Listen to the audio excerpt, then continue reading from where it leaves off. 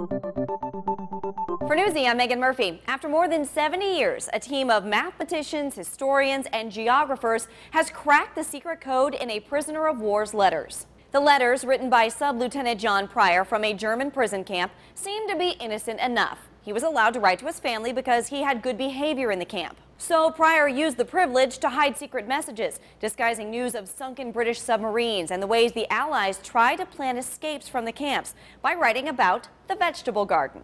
So he says, many seeds are left, being saved from several plants, which did very well some time ago. Our last year's harvest was extremely good, well worth repeating again for this year.